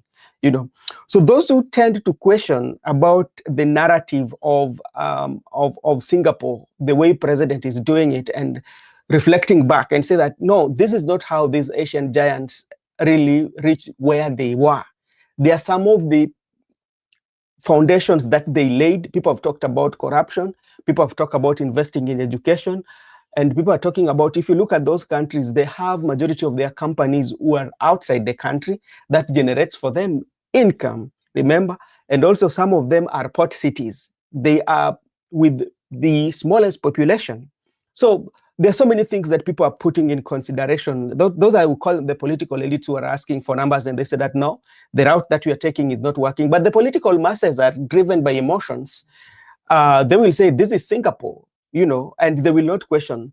And they are the majority, especially when it comes to voting. So that is something that I was just trying to clarify. Let me say another thing this Nyamu is saying for us. I saw a clip of some Ugenya resident chanting one time, when things are changing. Yeah, there are quite a number of people who still don't believe in the broad-based government. And when they see government officials, the other time also, I saw Ruku also had it time, Alfred Mutua had it time. So there are some places that, especially the leaders from the national government, especially when they are addressing the gatherings, they still find it very hard to do that. They will get those chances and that. So thank you very much for that. And Makobura, we want to look at two politicians. If you look at in the united oppositions, that from the look of things, they tend to be the people who are in the front run. Especially, I'm talking about His Excellency Kalonzo Musyoka, and we're also talking about His Excellency Fred Okengo Matiangi. These are the front runners, especially in the opposition. We know Rigathi Gachagua has quite a number of influence, but as it stands, it still has some court battles to settle about his impeachment. He's still kind of like trying to exhaust all the avenues to make sure that he's convinced about his impeachment. So right now, we are looking at Fred Okengo Matiangi and Kalonzo Musyoka. And we look at these two gentlemen. If you put them, if election were held today, which one of them, that is Kalonzo Musyoka and Fred Okengo Matiangi, would win would stop or would stop that re-election of President William Ruto? And to start with Kalonzo Musyoka, because we know of recent past, President William Ruto has gone on attack, especially on Kalonzo Musyoka majority of the time. He has not attacked Fred Okengo Matiangi. So it means his target is Kalonzo Musyoka. But now, let us look in terms of experience when we come to Fred Okengo Matiangi. Makobura, look at the experience that Okengo Matiangi have in politics, and you compare it to that one of President William Ruto. When you look at it, do you think through experience, Fred Okengo Matiangi can stop President William Ruto in terms of political experience? Politically speaking, in terms of experience, William Samoei Ruto is more experienced in the field of politics. Remember, William Samoei Ruto has never been employed in whichever company. His life ever spent in the political field. being a member of parliament, being a cabinet secretary, that is where being a deputy president, now the president, all his life is spent in the political limelight. So he understands politics very much, and he knows how politics is played. But again, Fred Okengo Matiang'i, the only advantage that Fred Okengo Matiang'i has is that Fred Okengo Matiang'i has never been on the political limelight, and then there's this narrative that those who have ever acted on the political environment for long are not very much considerate in terms of delivering matters of they're not delivering in terms of based on what the constitution gives them, or based on the needs of the people. So when Okengo Matiang'i was given a chance to to perform as a cabinet secretary, he did it perfectly, and that is what he can rely on. And again, based on that fact, he can rely on that, having in mind that the people of Kenya do not have a good narrative towards the political class. So him, having been in the cabinet position, he can hang on the many things that he introduced, on the many things that he aligned, on the many things that, the positive things that assisted the country in one way or another. And of course, that again would give him a better chance to convince the people of Kenya. William Samoei Ruto has a disadvantage that he's ever been in the political limelight, and that the question that the people are asking is that with all those periods that he's ever been in the political limelight, he's ever had power, he's ever been a member of parliament. What did he do as a member of parliament? He's ever been a minister. What is his track record as a minister? He's ever been a deputy president for two good terms. What are his what are the positive things that he did during that period? And again, he cannot today come and start telling the people that he wants to change Kenya to Singapore, having in mind that the people of Kenya are fully aware he's ever been in positions of influencing Kenya. Influencing matters of leadership, influencing the productivity of this country so that it gets to the Singapore level. So all these things are political rhetorics that we are seeing from the president himself, talking about now the Singapore, having known very well that the ASLA thing has been termed by the people of Kenya as a con, as a way of conning the people of Kenya, and they are fully aware of how that particular con was planned and executed. That is why today is coming up again with the Singapore narrative. Depending on the political attacks that the opposition, of course, that is Fred Okengo Matiang'i, would come up with, he has a chance to convince the people of Kenya that the current president, he's not fit and cannot take the people of Kenya to the Singapore thing that he's talking about. But again, the president on the other side also has to give a good narration of how he wants to take the people of Kenya to Singapore. If I was on the side, if, for example, I'm currently a neutral person, I'm not supporting either the sides, but I can give you both the positive and the negative sides of both the sides. But if I had the opportunity to be on the opposition side, then I would give an advice that would make Fred Okengo Matiang'i to take it easy, the presidential that would make him the president of the Republic of Kenya, because it is easy to fight a politician who is in seat based on facts and also based on the duration that they've been, or they've performed, or they've held in that particular position. All right. Thank you so much. And Miguda, how are you doing? Are you still there? Hello, Miguda. Okay, Makubura, when you look at Fred Okengo Matiangi, despite the fact that we might say that Matiangi do not have a political background, remember Matiangi worked under Nyachai at some point in Kisii before he came into the limelight, especially to be a political even to the ministry. He was working with Nyachai, and I think from working with Nyachai, I mean the late Nyachai, I think he also gained some kind of like political experience. That is something that You know, also.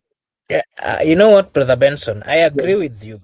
Mm. Even me, I've never held any political position. Yeah. But today, if I become a governor of this, whichever county here in Kenya, I'm telling you, I can make it run perfectly. Yeah. Mm. The question that the people would then ask is, this guy has never been in the political limelight. Which miracle is he using?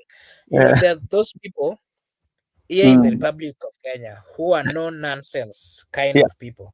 Mm-hmm. There are people who, when given a chance to run or to do or to execute certain projects, Yes. they will do the execution without fear or contradiction or whatsoever. Yes. Kengo Matiangi is that kind of people who are not so good in convincing or talking like the president that we currently have, but they are good in execution. Let me give you an example. If you go to Siaya today, the governor of Siaya, Senior Counsel James Agribob Orengo, he's one of the best legislators that the Republic of Kenya has ever had. He's one of the best lawyers that the lawmakers that Kenya has ever had. Yeah. He's one of those lawyers who have debated and assisted the Republic of Kenya in coming up with the best or the good laws that we currently have. And he has a track record, of course, of ever holding, those positions or those particular positions where influence in matters of changing the constitution or coming up with constitutional amendments, he has ever participated and is very eloquent on that. But if it comes to execution or when it comes to overseeing a project, he's not that kind of a person. That is why even today, James Orengo is finding it tough. Running the county government of Siaya because he still have that, mentality. He is a fighter. He is a Democrat. He still has that mentality that as much as he's overseeing, is the CEO of that particular party, he does not want to really focus more on being the CEO bit, execution. He still wants to come on this other side to continue fighting for others. He still wants to poke his nose on how constitution amendments are being done. He still wants to poke his nose and give his narrative on the negative things that he's seeing against the human rights, things that they have ever fought for. And that is why he cannot fully concentrate in being a CEO. And that is why I can give you another example. Most CEOs, if given the position, for example, of governorship, they will do well. But people who are activists, who do so well in this other side of lawmaking, and that is why I'm still saying that Fred Okengo Matiangi is not an activist kind of politician, but he is an executor. He will execute quite a number of things when given an opportunity and everything are well aligned with instructions that this and this are what is supposed to be done. Is that kind of guy. But if you come back on the side of the president, William Samoei Ruto, not once but several times, will give you a narrative, a good narration on how things are supposed to be executed. But one thing with him is that he'll not do a consistent follow-up to ensure that whatever he promises has been executed. He will also promise so much, knowing in mind that there's no enough capitation or no enough resources needed to do the execution of those particular jobs. But he will not care. He doesn't care. He will give that narration. The likes of Matiangi will only give you a promise if with the knowledge of what is there, what is possible, and what is not possible. So those are the two kind of people that we are seeing in the presidency of William Samoei Ruto and of course Fred Okengo Matiangi. All right, thank you so much. I see my brother Msimamo is here, but before I invite him, let me give Miguda, maybe you can brief also give us, when you're talking about the experience, both the experience of Kalonzo Musyoka, Matiangi, because like from all the indication, the TIFA and all that, see that Fred Okengo and Matiangi are the best runners who can confront President William Ruto. But we are speaking about the political experience of Kalonzo Musyoka, President Kalonzo Musyoka and Matiangi. And can Matiangi, for instance, use the experience he had while working with the Nyasai, came work with Uhuru and study all that to put into the political use so that he can be a formidable force, or he can have that to compete against the experience of President William Ruto? Miguda, can that one work? It depends. You understand that everybody has a past. Even when we are saying Matiangi has a past, not only Matiangi, even William Ruto has a past. William Ruto has a past. Kalonzo has a past. But if there are the options, what do we do now? Who among them is the better option? That's the discussion. Because we don't have angels here.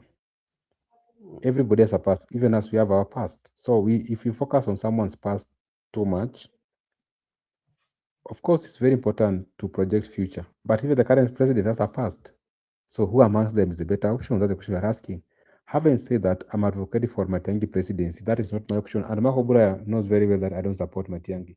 When I said my mind was just about the River Yala and other issues. Even, me, I'm a victim. When Matiangi sent for us police officers during elections, and there were bullets all over. We were unable to even count our votes. They even brought reinforcement through aircraft, police aircraft. Today, I remember vividly how Matiangi mistreated us during the Uhuru regime. We were mistreated. At my polling station, I was mistreated by the GSU officers. So up now, I can say Matiangi has never been an option to me. But based on the question you have asked, right now, considering all the political dynamics, between Matiangi and Kalonzo, I can give it to Matiangi, the person who can match President William Ruto. Kalonzo is a weakling. If he cannot even respond to simple questions like the issue of roads, infrastructure, now William Ruto is just playing around with his mind that, you said it is not 40, it is not 50, it is 40. And even when it was 40 years. So you see, such things. But this is how Matiangi has been a puncher. If you follow Matiangi interview on this podcast, he has been punching there has been a puncher to William Ruto. And William Ruto has been taking his good time to respond to Matiangi. So to me, Matiangi is a better option, but there's also other weaknesses we can ascertain. But people like Matiangi, you understand the constituents where it's coming from. They are minority. Kalonzo is a bit having a very good population. Matiangi also lack of functional political party. Kalonzo is having Wiper, which current Wiper is having governors. Wiper is having members of parliament, senators, MCS, women rep. What is Matiangi having? So Matiangi doesn't have a functional political party. Matiangi doesn't have a huge constituency. But because the future is coalition, Matiangi must as well come with the whole Kisii rallying behind him. Not only necessarily all of them, but at least a significant number. Then negotiate with the people. According to me, Matiangi can be embraced across the board compared to Kalonzo, but it still need to have some coalition partner. But do you think maybe in brief, as it can be embraced, do you think that being embraced can have some effect on the re-election of President William Ruto? Kindly come. Can that one have impact on the re-election of President William Ruto? It can give William Ruto a run for his money, yeah. Yeah. But there are some narratives can be decided to be preached to the members of the public, like the issue of Rivayala, like the issue of the one I've just mentioned about the police. But you know, you can't blame Matiang'i because at that time, Ruto was the deputy president. So we don't know where these instructions came from. Were they from Uhuru Kenyatta? Were they from William Ruto? Because he secured Uhuru Ruto presidency. He never secured Uhuru presidency. It was a favor to Uhuru and Ruto. Okay. So up to right now, we cannot exclude that Ruto was not part and parcel of the issue. If the regime worked against the people's will, it's a collective responsibility that everybody who was serving that regime actually is responsible and has a question to answer. So when we are subjecting Matiang'i to these questions, we should subject the former president and the current president so that we don't exclude William Ruto. So therefore, I can just say they are all equal, Ruto and Matiang'i. Effectiveness, to me, I can just argue that it will depend on how, you know, even if we have brought you as a formidable competitor, but if you don't work smart politically, you will be defeated. You need to have a good propagandist. You need to have a narrative, because that's the nature of the politics of this country. So we cannot assume that there is no more. We cannot do those things. You know, we can't change suddenly like a clock. That today, you know, from today henceforth, there is no propagandist in Kenyan politics. From today, there is no narrative in Kenyan politics. Kenyan politics is about ideas, issues. My friend, ask Maraga. In the ranking today, Maraga is not even coming the third because it's more of idealistic. So until we get, so I can just say, at least Matei can come closer compared to Kalonzo. But all in all, William Ruto is doing extra work, dirty politics that seems to favor him. So other people should just decide if they want to remove him, they should settle for a better option. That at least can be a worthy competitor against the current president. All right, thank you so much. If you're watching us for the very first time, this is Brother Benson Media, and always we do have our panelist here with you. We are discussing about issues that are in the public domain and the issues that shape the politics of this country. And as we started earlier on the issue of a lady who was saying some words, especially issues about the Raila Odinga family and all that. And now we are on the looking at the possibilities of the candidates that we have, or the candidates that are vying for the presidency, who wants to stop the re-election of President William Ruto. We've talked about the experience of those politicians. We talked about the experience of Kalonzo Musyoka, experience of Matiang'i, and maybe let me take this opportunity. Msimama barigani kakangu? Nzuri ndugu yangu. Uko habari vizuri? Unaendeleaje kaka? Niko salama, labda wewe uniambie. Furaha kukuona tena bwana. Najua tumekupeza hapa kidogo. Asante sana kakangu. Sasa leo hii tulikuwa na wewe ni endelea. Endelea. Nasema na wewe ni mwana wetu wa mbavuni hapa sasa. Kama haupo kwa siku kadhaa hivi, unajua wengine nyoyo hazisemi sawa. Tuko salama sasa, nimerudi kabisa.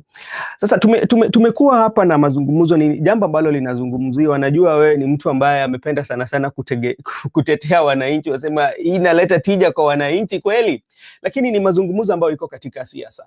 Kulingana na wale ambao saizi wamejitokeza wanataka kutupatia uongozi wa bandala, labda tuweze sema kwamba Kalonzo Musyoka na Fred Matiang'i, hawa ndio unapata kwamba watu wanawazungumzia sana. Na sasa watu wanaangalia ile ujuzi ambao labda wako nayo kisiasa. Ukiangalia Kalonzo, urudi tena uangalie Matiang'i, na ile ujuzi ambao William Ruto amekuwa nayo. Labda kuwe, kwa maoni yako kama Mkenya, unaona kama kuna uwezekano labda ya hawa watatu sana wawili sana Matiang'i na Kalonzo kuleta kitu tofauti ambao inaweza fanya Wakenya wasimpigie Ruto kura kwa uchaguzi ambao inakuja, ama bado ni mlima kwao?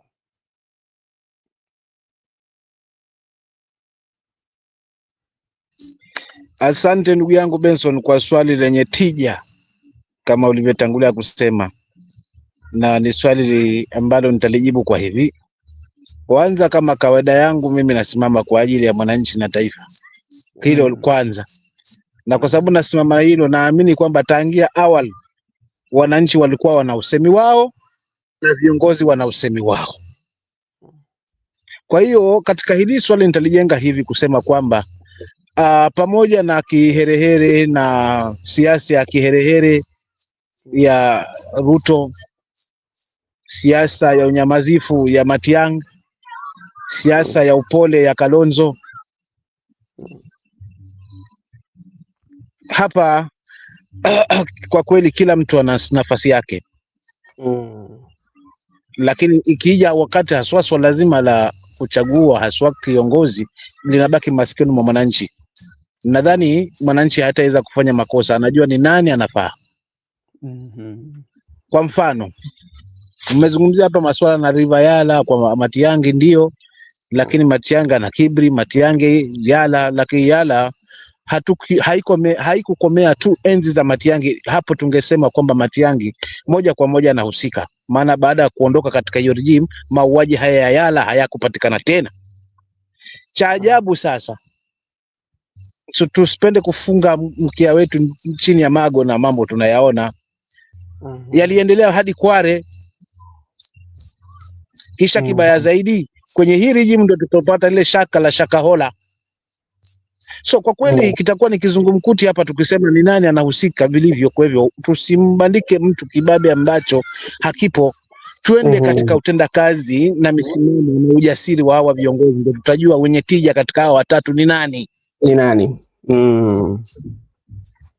ujasiri hapa, ambaye hana ujasiri wa kwanza, Ruto hana ujasiri, ana uongo, lakini ana propaganda na maneno ya kugeuza uongo kugeuza kuwa kweli within twinkle of an eye.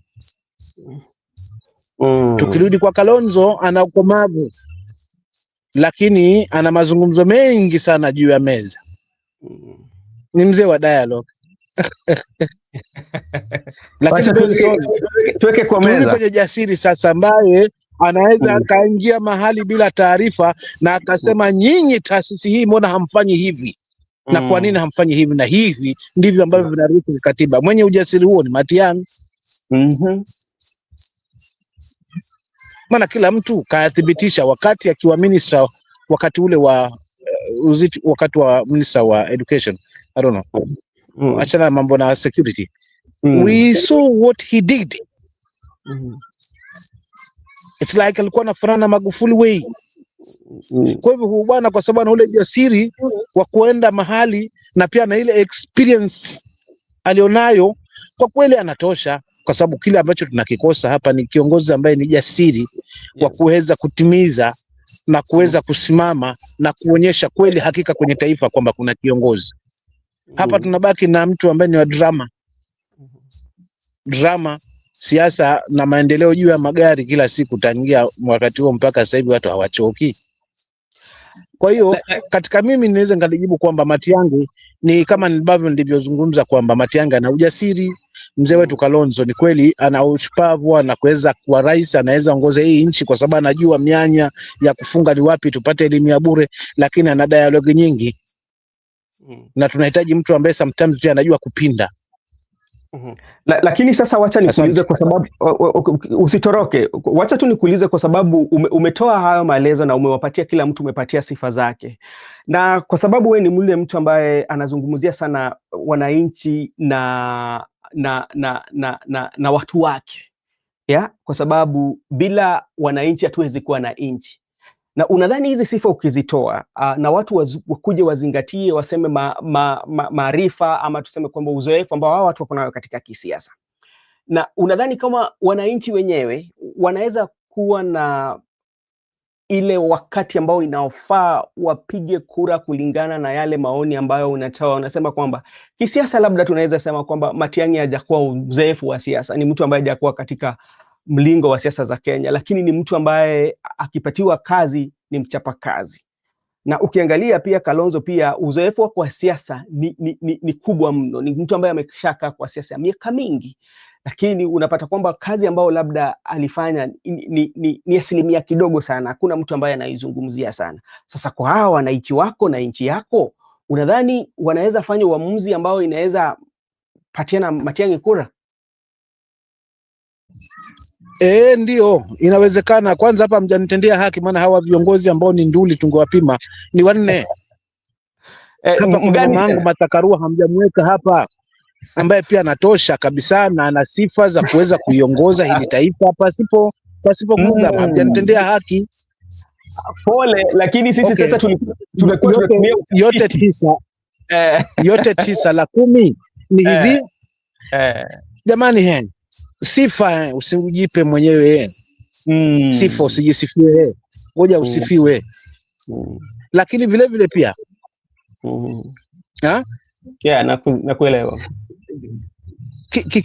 Kizuri jamani, kizuri kinajiuza, lakini kibaya kinajitembeza. Ingawaje ndio huyu bwana hajakuwa hapo kwa sababu aliletwa kama waziri, lakini alionyesha kwamba akipewa kazi anaifanya kazi, yupo kikazi.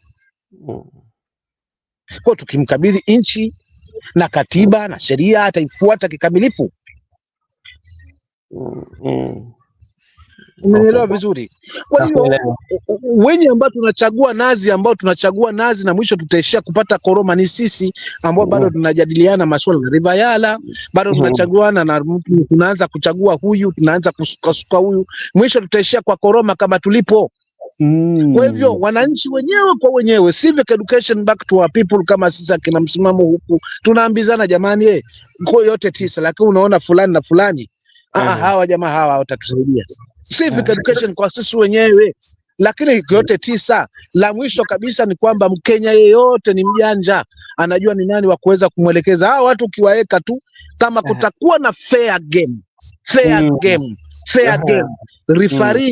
referee hata egemea timu fulani.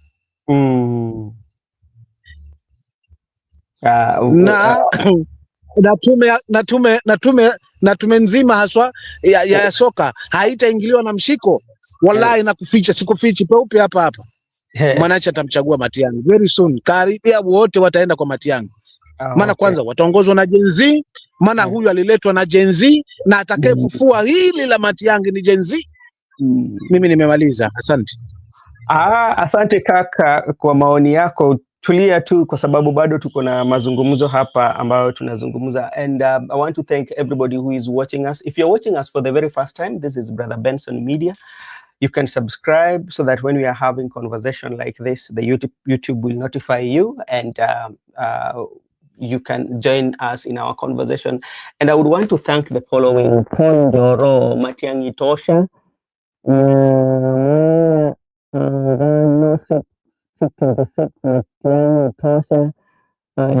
committee meetings and consultation on politics and tactics of dealing from Nyamuke. Thank you so much for your view. And as I said earlier, we are kindly requesting you, if you're here for the very first time, you can subscribe to Brother Benson Media so that when we are having a conversation like this, YouTube will notify you.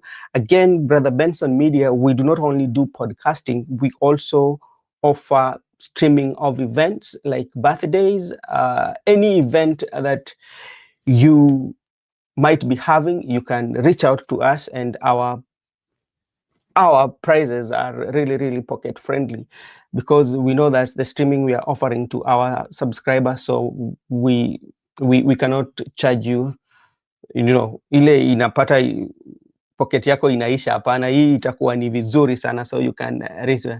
Asante sana. Huyu ndugu yangu anasema Geoffrey Rotich 588 KBB. I think unamaanisha 10 bila break. Asante sana kwa hilo. Asante sana Geoffrey Rotich kwa kusema hivyo. Hapa tunasema kwamba maoni yako iko sawa. Hapa ni kipindi chetu, ni kipindi cha Wakenya.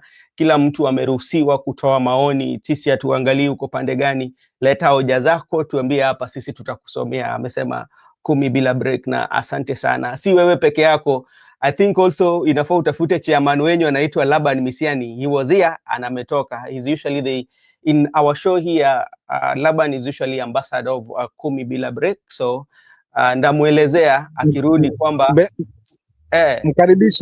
mkaribishe kaka huyu atueleze 10 bila break, angalau itakuwaje, angalau atupe mfumo, kwa sababu yeye anasema 10 bila break. Mkaribishe aje ndani hapa, tuonane hapa uso kwa uso, angalau tujadavue kwa kina zaidi hili 10 bila break na one time. At least utakuwa ni mjadala wenye tija zaidi. Okay, asante sana. Ndafanya hivyo, hata ndio Makubura amemwekea, lakini pia kuna ndugu yetu Laban, kwa sababu unajua Laban hapa ndio yeye ndiye anakuwa ambassador wa 10 bila break. Ndamuelezea kwamba wakati hakukuepo kuna mshabiki wao wa 10 bila break yuko hapa, so inafaa register na Laban, so wakuja watuletee, so that tukue na mjadala ambao iko balance. You know, we need to have a very balanced conversation whereby we have 10 bila break, we have one term, we have no term, so that we can make it quite much interesting. Yes, let me come to you, Makobura, because there's Miguda just left. There's something here also we are talking about, because we are just looking at these front runners.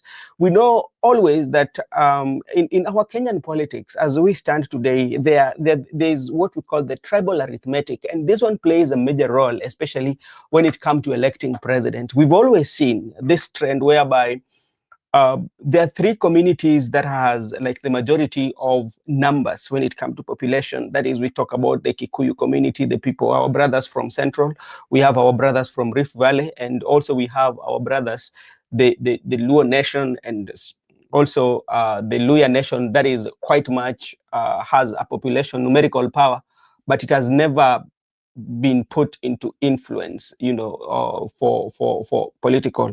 So when you look at all these presidential candidates, especially Matiangi and Kalonzo Musyoka, when you speak about Kalonzo Musyoka, we can say has a base that is behind him. Matiangi kind of like is trying to build that base, and the population is not so much.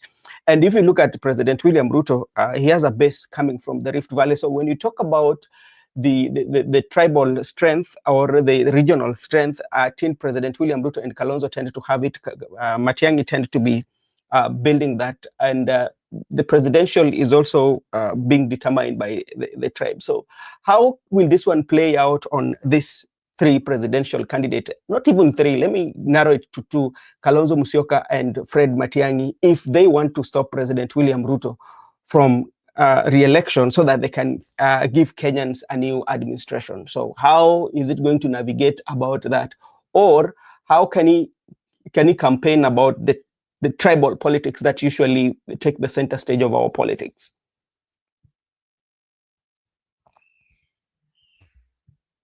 Okay, thank you so much. I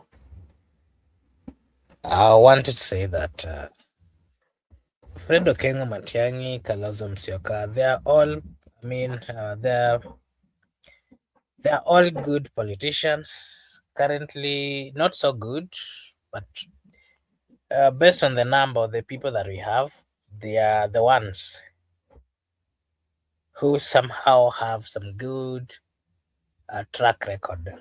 But again, the president is also seeking his second term. He as well has the opportunity to convince the people of Kenya.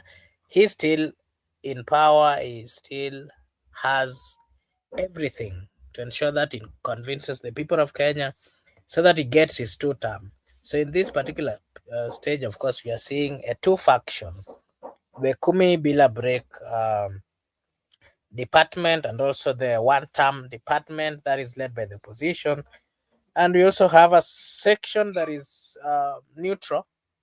Wao wajui wanaenda pande gani, but again wanangojea, they are waiting to be convinced whether it is 2 term or 1 term, based on the reactions and the performance of the leaders who are still on power or those who are on the opposition, whether the opposition side will come out and openly talk about issues affecting the people of Kenya and genuinely give clarifications on how they're planning to ensure that they sort the problems or the challenges that are being faced by the people of Kenya. On the other hand, the president, like I've said, still has the opportunity to ensure that he maximizes on production or performing and doing all those things that he promised the people of Kenya, so that when it gets to the D-Day, the only question that the people would say, I mean, he would ask the people is whether he has sorted or fulfilled the promises that he gave to them or not. So those are part of the things that we are waiting to see. And I'll give you Miguda a chance to just give us your version of what you think about Matiangi and Kalonzo, and whether they have what it takes to take this head on with the current president who is seeking for his 2 term. Miguda.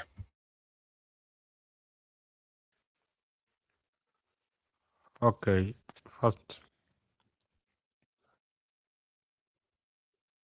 I'd say that in the event we end up with Kalonzo and Matiang'i, for us to choose who amongst them can compete President William Ruto, to me, Matiang'i is a better option.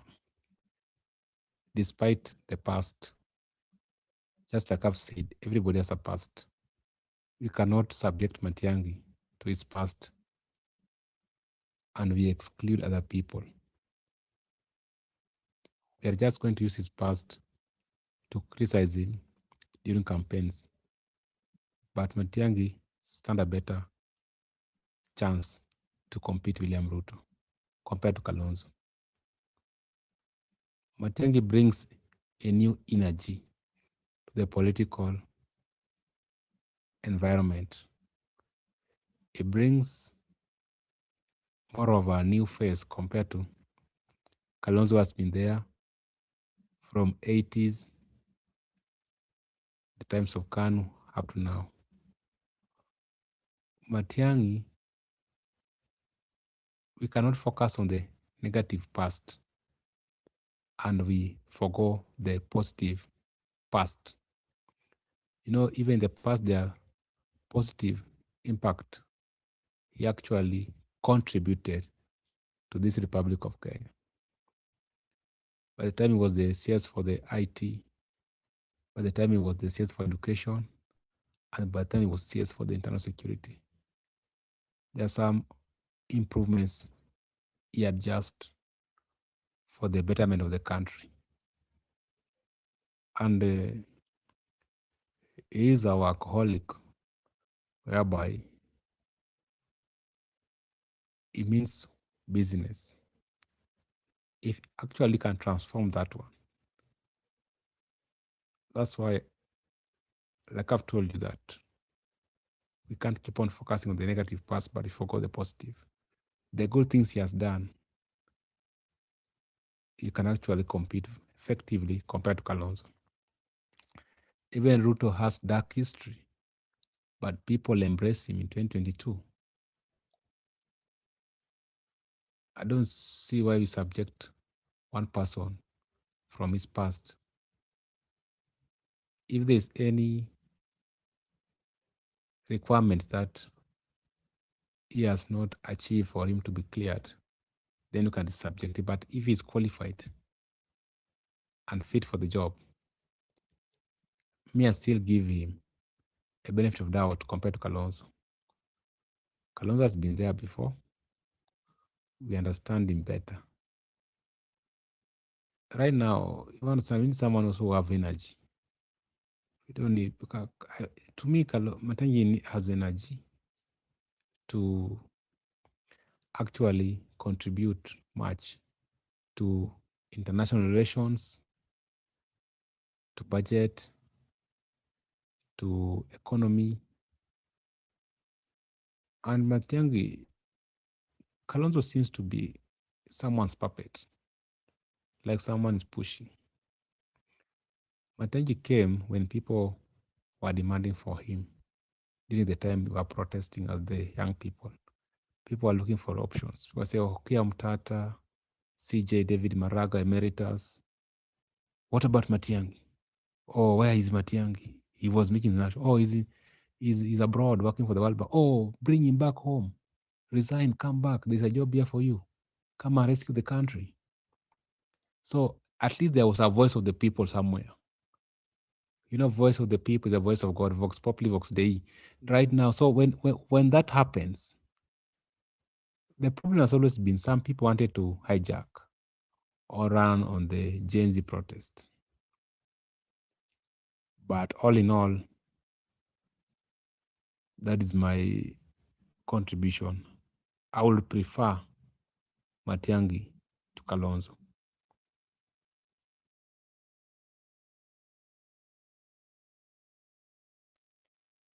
Asante sana. Msimamo, wasemaje kuhusu these two opposition political figures? What is your take? Mimi nimezungumza awali hapa nikamaliza yangu, ni labda tu ni kuyaregea tena upya. Nimetoa sababu zangu za hao watatu na nikasema nani anafaa, lakini nikasema hamjanitendea haki. Mama, msimuache nyuma. Mama, mkalisheni hapa kwenye hii meza, anatufaa. Haya maswala ya kwamba mnamuacha kwa sababu chama chake ati nini, mtendei haki, mnanikatili.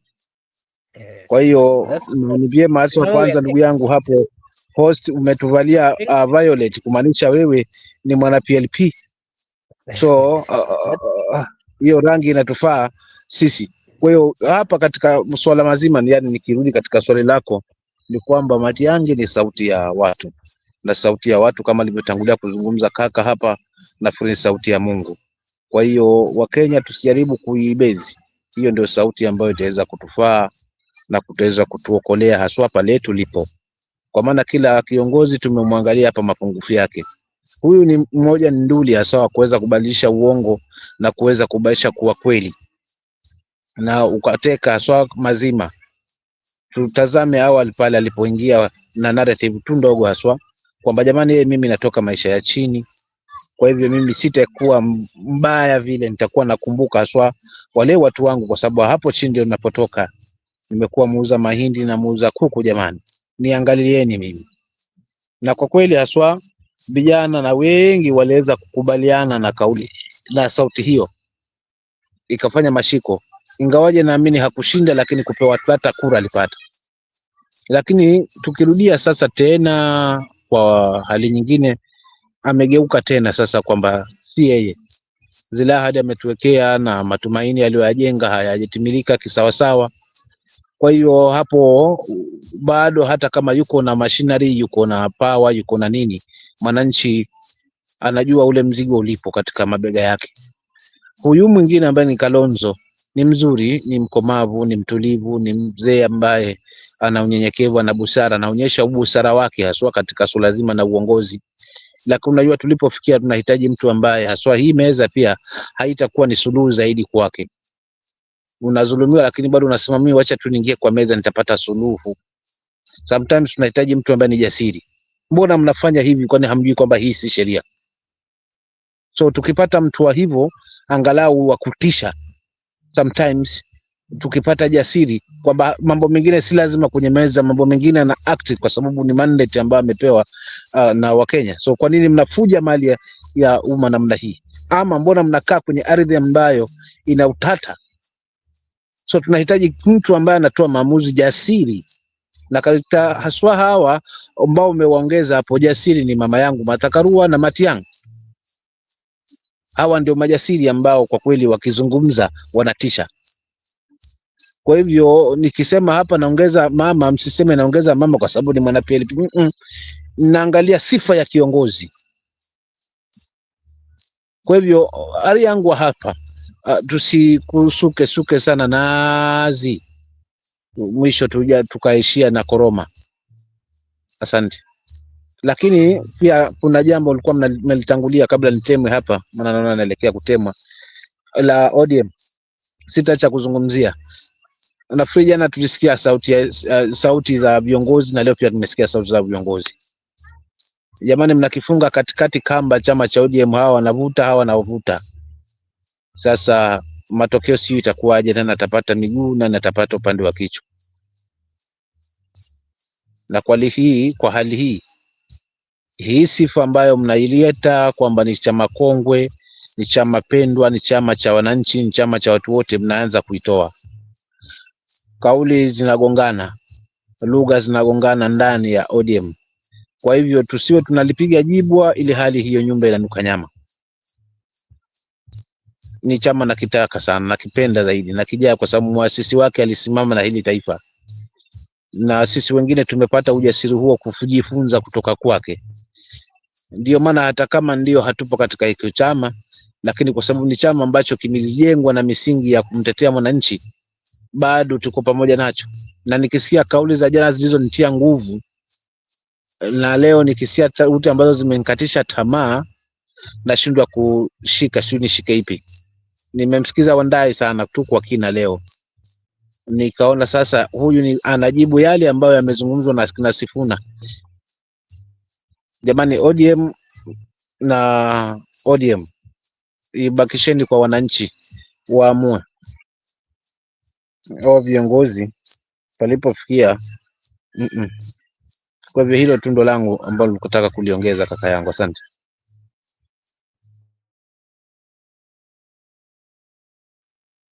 Okay, thank you so much, good friend Msimamo, for giving us your take. And I think my last question that I'll come with, that I would want to hear your view on is, you understand. And something else, Msimamo, before I forget, we'll create, one of these days I'll invite you.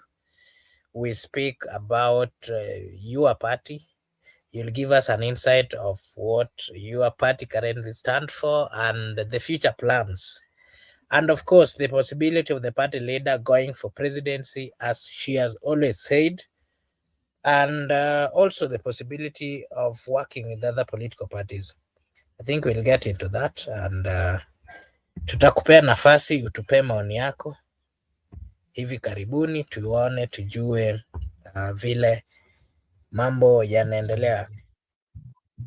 Asante. Labda pengine kwa kiufupi tu, labda kwa introduction, kama ulivyodavua na wewe, tukingoja hiyo nafasi ili ni watoe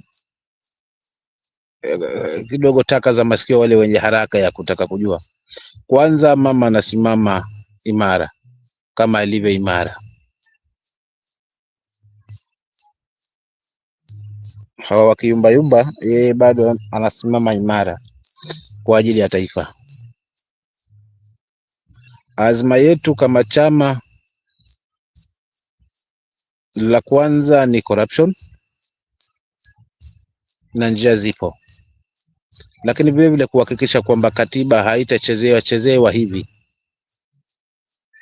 Hii lazima tuishi katika nchi ambayo inaheshimu katiba na sheria ya nchi. Kwa hivyo lengo letu ni kuhakikisha mama ameingia debeni, na tuna imani kwamba ataingia debeni, lakini pia uwezekano wa kuweza kufanya kazi na wenye mawezo sawia na yeye upo. Kwa hivyo tusiwe na wasiwasi, na sitaki kuingia zaidi kwa sababu naiheshimu haswa uongozi. Mambo mengine siwezi nikazungumza yasiyokuwa na mbavu upande wangu, ili ningojea haswa mipango rasmi mwakani, Mungu akijali. Lakini kwa sasa hivi hiyo ndio mpango tuko nayo, kwamba mama tuko naye mpaka debeni, na shabaha yetu si mambo mengi. Shabaha yetu ni kuhakikisha kwamba corruption imezikwa mazima.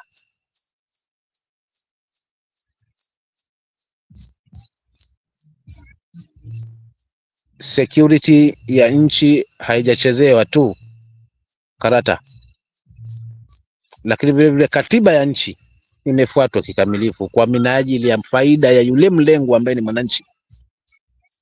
Nadhani hapo umenielewa vizuri kaka yangu, kwa ufupi wa misingi yetu tulionayo.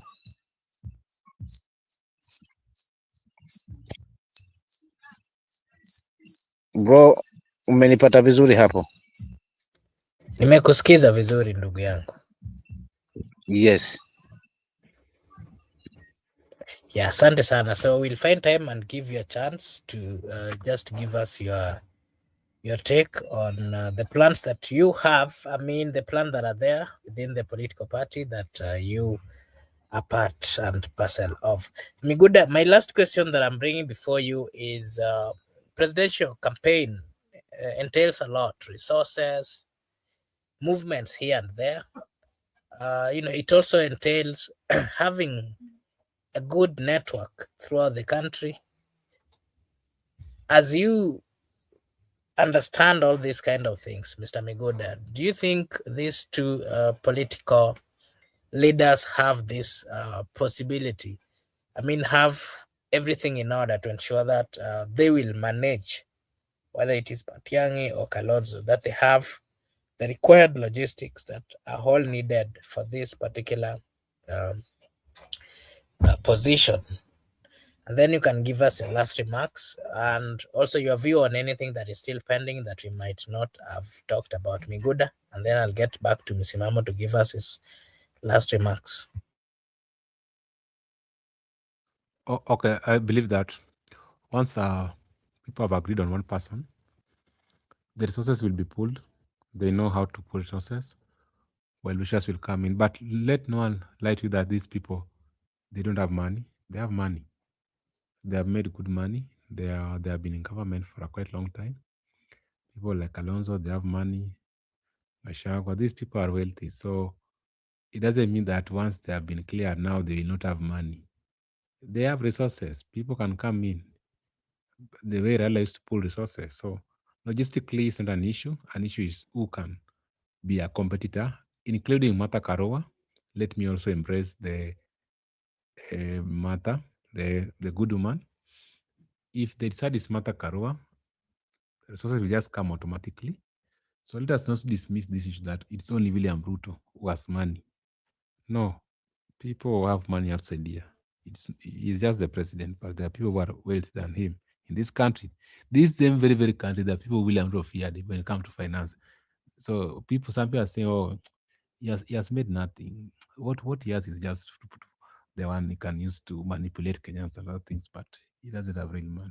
There are people with money actually. So let us not sell to people fear that the other team doesn't have money or the not logistics to carry campaigns.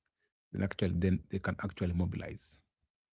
When Obama became the president of the United States of America, Obama had nothing, but Obama made it through mobilization of the people. But also, people can decide because people can also decide to eat your money, but they will not turn out to vote for you. My last remark is just to appreciate our viewers who have come to the show. Today, I've seen many people, the pro-Matiangi fans. The pro-Matiangi fans wish you all the best and keep on advocating for the change in the country, and also keep on to popularize your candidate because it's going to be a do die. The incumbent is not a weak candidate; he's actually a strong candidate. Therefore, ensure that you also have a very strong candidate so that one day they will. My good friend Douglas Kibong say one thing is having the money, another is are they willing to spend? That is a question for another day. I'll answer it that day. But see you. I want to wish those Christians who believe in Christmas a Merry Christmas, and make sure that you be cautious. Do not overjoyed for the season. When we were young, we were being told that Christ the Nazarene is the reason for the season, not other things. See you tomorrow, Marco Bura. Bye.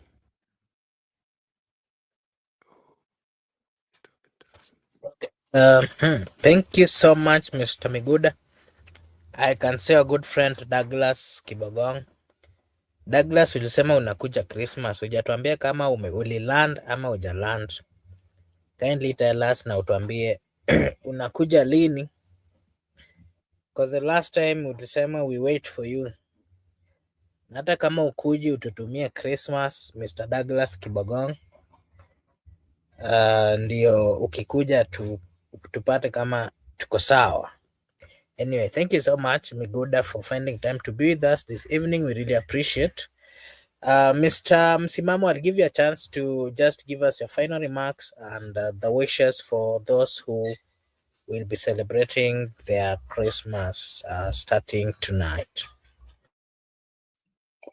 Asante ndugu yangu kwa hilo, lakini pia vile pia mimi pamoja na wale Wakristo wenzangu niwatakie Merry Christmas na washerekee haswa kumbukumbu zile ambazo ni za tija zaidi, hususa na nukuu maneno tu machache hapa kwamba siku zote haki, mimi nasema huwa inainua taifa na vitabu pia vinazungumzia hivyo kwamba haki huinua taifa, bali dhambi ni aibu kwa watu wote.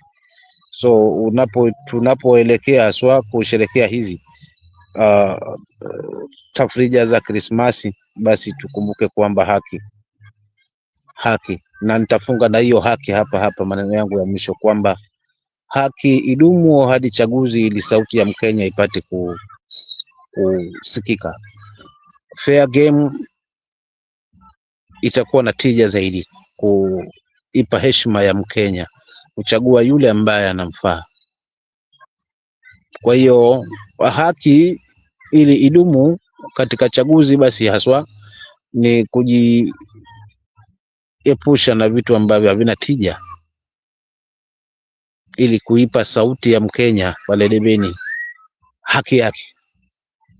La sivyo ni vyenye tumezoea, siasa yetu ni hii ya kawaida, basi hata hawa ambao tumewapigia debe na kuwapa upato kwamba wana uwezo wa kuleta ushindani, pia haki hiyo yao inanipa wasiwasi kama mfumo tutakwenda nao ndio huu ambao tumeona by elections. Kwa hiyo mimi kama msimamo, ombi langu haswa ni kwa rai, haswa aidha kwa viongozi na sisi wa Kenya, tuitazame safari hii kiundani zaidi, ili haki ya Mkenya na sauti ya Mkenya isikike pale debeni.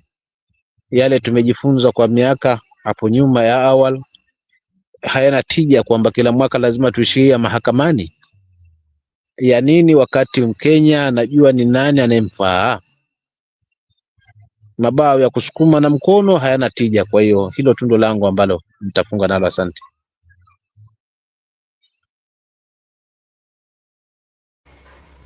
Okay, thank you so much, our good friend Msimamo, for also finding time and joining us this evening. We really appreciate. Not forgetting, allow me to acknowledge Tony Cruz, Florence Onyango. I can see Mike Onyango, Douglas Kibogong. I can see, allow me to read all the names. I saw quite a number of viewers today that I wanted to, there's Tammy, there's Shaima, thank you so much for finding time to be with us. We really appreciate. Judith Karitha, thank you so much for also finding time to be with us. Nyamuk, thank you so much for also finding time to be with us. Apollonaris Wanyonyi, asante sana kwa wakati wako na kwa kujiunga nasi, tunashukuru sana. Kenyawan, thank you so much, we appreciate as well. Happy Hot, thank you so much. Paul, thank you so much. Godfrey, thank you. And of course, Douglas, we really appreciate. This is Brother Benson Media. If you're watching for the first time, kindly like and subscribe. If you do so, it is a way of supporting us. Na sisi hapa tutasema ni asante. I want to take this opportunity to wish you all a Merry Christmas, a blessed morning, a blessed afternoon, a blessed evening from wherever you're watching us from. We really appreciate. Thank you so much. We wish you a Merry Christmas and kindly share with those who are not in a position to get something to eat. Let us share the love and the unity of Christ. Until tomorrow, kindly like and subscribe. This is Brother Benson Media, and here we say your opinion count. Thank you so much, and God bless you. See you again tomorrow.